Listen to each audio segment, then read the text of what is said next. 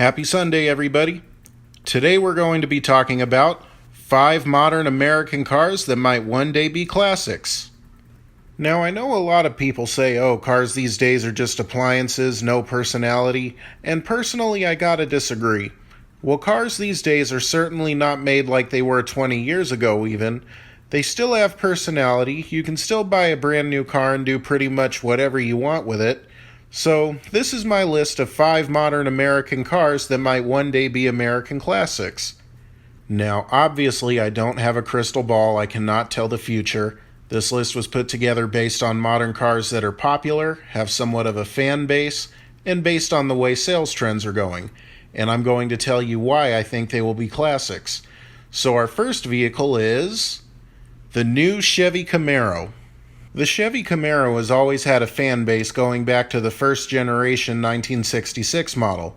These cars have always been popular among General Motors enthusiasts and classic car enthusiasts alike. These cars currently offer a 2-liter turbocharged 4-cylinder for the base model. They also give you the option for a 3.6 V6 and a 6.2 V8 if you really planned on spending some money. Word is, I'm not 100% sure if it's true, but word is the Camaro is also supposed to be discontinued after 2022. So at the moment you can still buy a brand new Camaro, but just know that train might be getting ready to leave the station. But in a society that's currently nuts about SUVs and crossovers and typically snubs their nose at any coupe or any kind of stylish 2-door car, the Camaro has still been able to pull through and have a good run.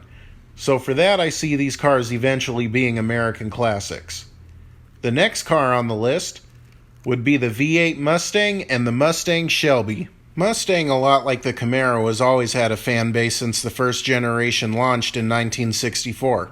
The base model currently offers a 2.3 turbocharged EcoBoost 4-cylinder, and while you can get an older Mustang with the V6 engine, the new ones don't offer it. You can either get a base model Mustang with a 2.3 EcoBoost, or starting at around the mid-level trim, you can opt for the V8.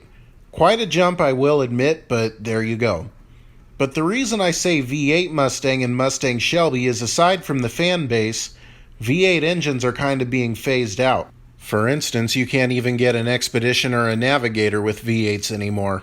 Both SUVs come with a twin-turbo V6.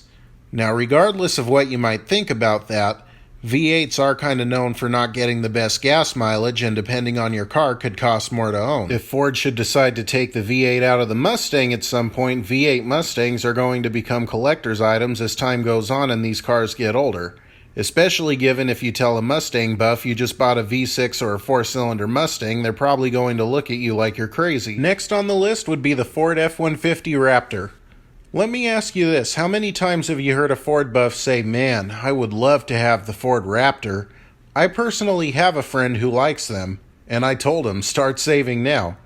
So the F-150 Raptor is supposed to be the bigger, better off-road version of the F-150. It comes with a 3.5 high-output V6, as we just talked about, and the Raptor is kind of a luxury truck and an off-roading vehicle all wrapped into one. Even the touchscreen lets you know when you get in. This isn't a regular F-150, this is the Ford Raptor. Now, admittedly, I have never seen a Raptor off-road, I have never seen a Raptor dirty, I have never seen a Raptor go through anything worse than an upper-class suburban neighborhood, but for what they ask for these things, can you blame the owners for not wanting to mess them up off-road? I mean, we've all heard the term pavement princess, but unless you're Bill Gates or Warren Buffett, $80,000 is not exactly peanuts.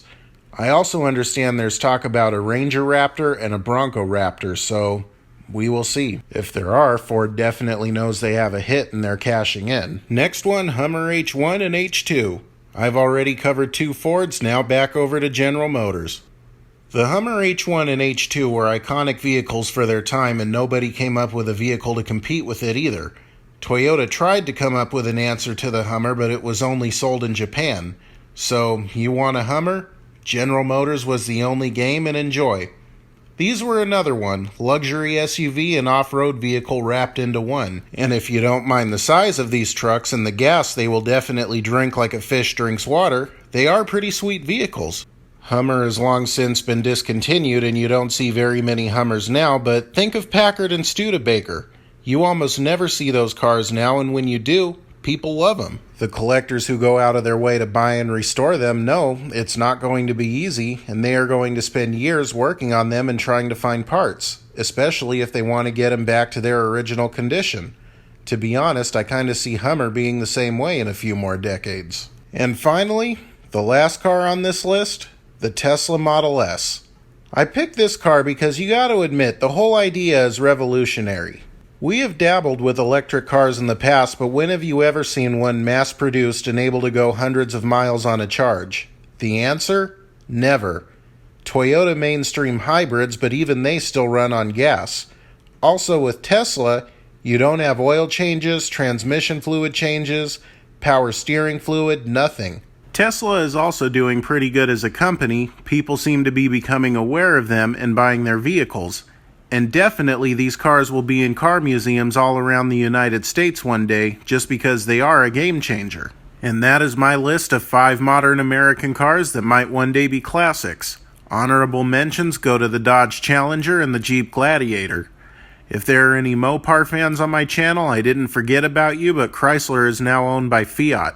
They actually call themselves Fiat Chrysler Automobiles now.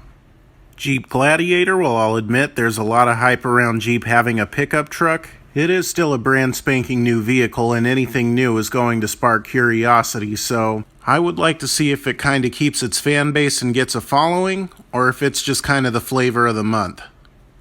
And don't forget, new videos every Sunday. Make sure you hit that like and subscribe button, and I will see you guys next week.